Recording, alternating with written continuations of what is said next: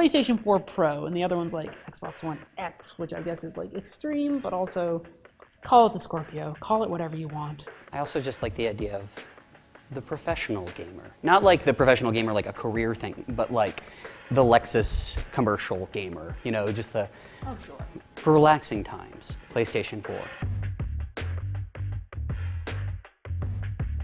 So when the PS4 Pro initially came out, which I believe was at the end of 2016, now also 7 months away from when the Xbox One X was released, there was a lot of sort of, initially with the Pro at least, there was a lot of you know, heated debate over whether or not we were ready for a sort of mid-cycle, mid-console generation upgrade for these consoles. And at the time, there weren't a lot of people who had 4K TVs. Now that's sort of slowly changing. They've gotten a lot cheaper. I just wanted to kind of pick your brains and see where you guys were at in terms of whether or not you guys have upgraded, or do you feel the need to upgrade? Conceptually, like, I just don't get it. Like, there's this weird old school video gamer part of me that's like, no, no, no, no, no. We only do this once and we are done, and then eventually I do it again like 6 years later, 5 years later.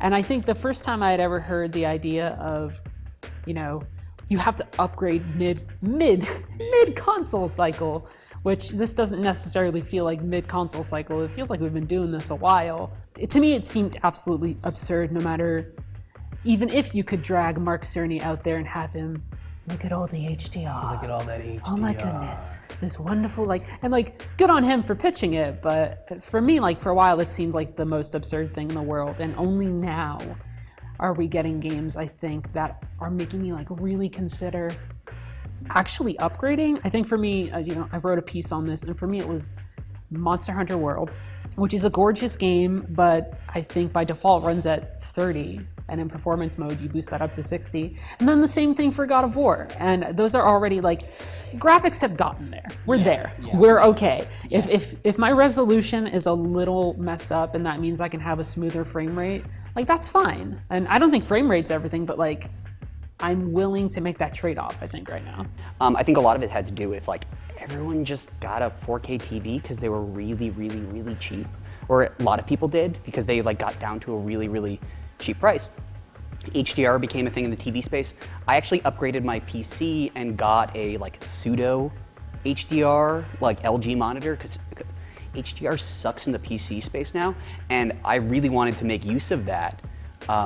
So I bought a PS4 Pro for my office for capturing and stuff like that, and it's way, way easier. Like, HDR is way better built out for games like God of War and games like Monster Hunter. And if you want that experience, it's much more robust, at least in the immediate sense. Although I think NVIDIA's trying their hardest to make the PC space suck less for that. You can have the option between resolution or performance.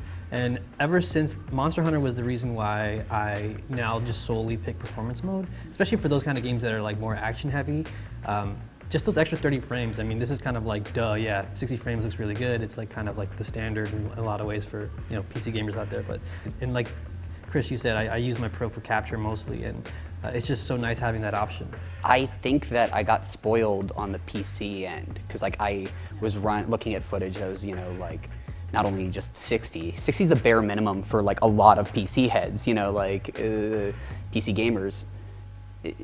Like, eventually down the line, we're gonna have, like, 144 hertz TVs, and that will be the standard across the board thing for gaming, you know. Hopefully, maybe not in this generation, maybe in the next one, but, like, they have to push some kind of feature down the line, and that's gonna be it, you know. It makes a huge difference. You spoil yourself if you're on the PC, and then you go back and you're like, damn, I kind of don't mind spending, I have the money, I don't mind spending it on this thing when it's literally my job. Yeah, I mean, I think that's one of the things that, at least for us, right, like, it's our jobs. Like, we're into tech, we're into all of these things. So, like, that makes it a little bit more justifiable. I still think, like, even then, I don't know if it is completely justifiable. PlayStation 4 Pro and the Xbox One X are still kind of pricey, like, even if you're doing a trade-in or anything like that. And I think there were two things when I was looking at everything that really concerned me. And one was price, because just for, like, I understand, hey, this is a new machine, you are technically getting a new machine, but the way that it is marketed very often is you're getting an upgrade, right? And like I said, even with trade-in, like, it doesn't really come to that. It doesn't really feel like you're just like, oh, I'm getting a switch flipped or anything like that. It's like, no, I'm getting a whole piece of hardware. And that's a really big ask, especially if for some reason you weren't able to do a trade-in. Now you just have this PlayStation. It's like, what the hell do you do with that?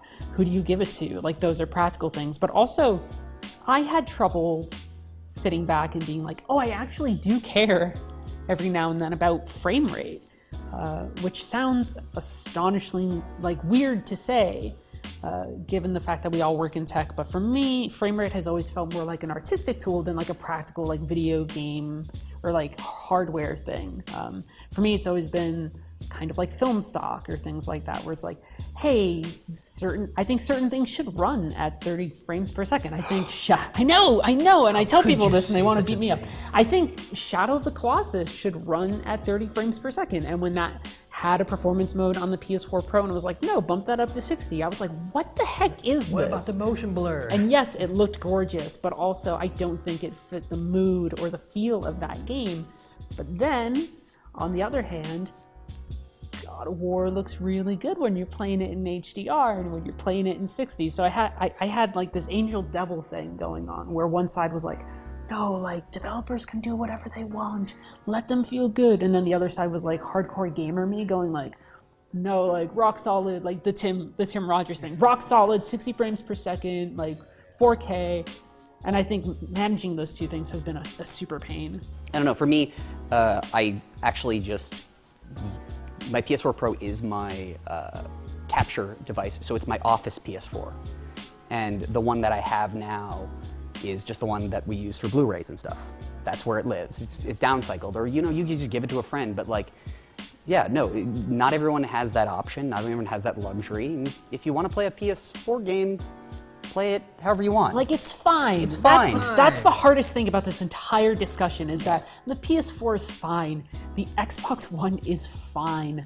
You can just also, like you said, play stuff on PC. Unlock your frame rate. Go on PC. Play it at 120. Do whatever the hell you want. But on console, certain things you just like playing on console more. You don't have access to certain things.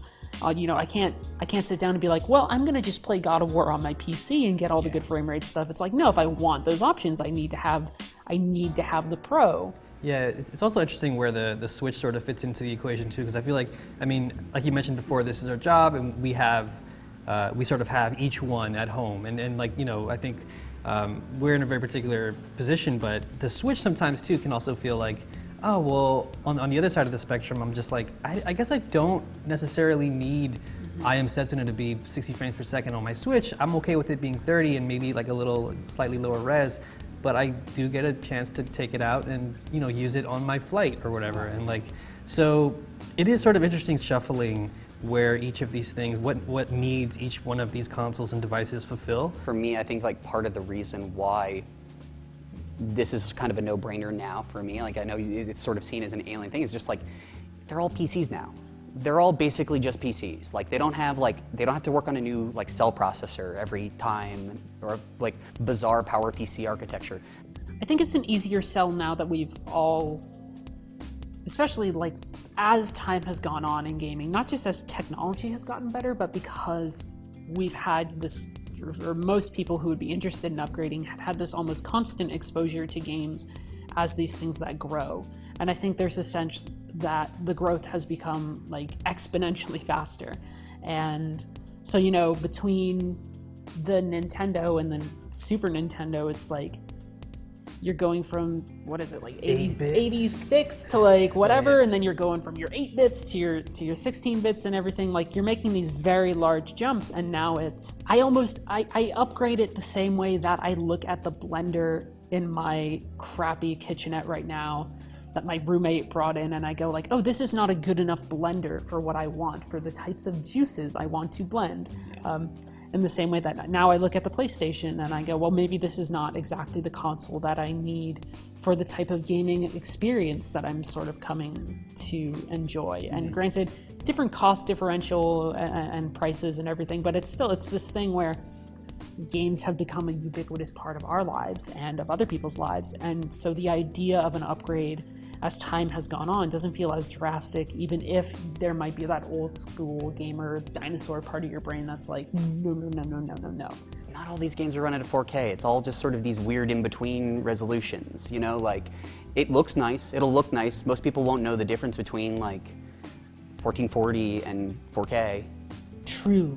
True 4K. True 4K. Not false liars. Usurper 4K. Fake. No, but I think that's a good point because a lot of these games sometimes are kind of upscaling just very forcibly, and they're not all getting to that same point. But it's fine. They all look nice. You know what I mean? Like even God of War at 1080, like 60, looks like significantly nicer, just in terms of what it's doing than like the standard PS4. The moral of the story, at least for me, is just do what you want.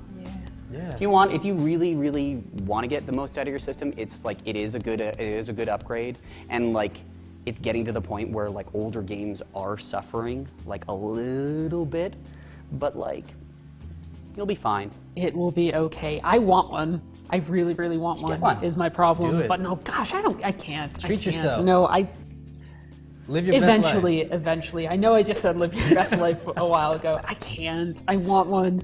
One day it will be mine. The other thing is when you have one at work, it's not as big a deal. No, that's a little different. Well, that's what made me fall in love with it in the first place. Yeah. Because Tim would be like, "Hey, you see this thing over here?" And I was like, "Oh, is that God of War?" And I was like, "Oh, that's really good God of War." Yeah. So, this is all your fault, Tim Rogers, is what I'm trying to say. God damn it, Tim.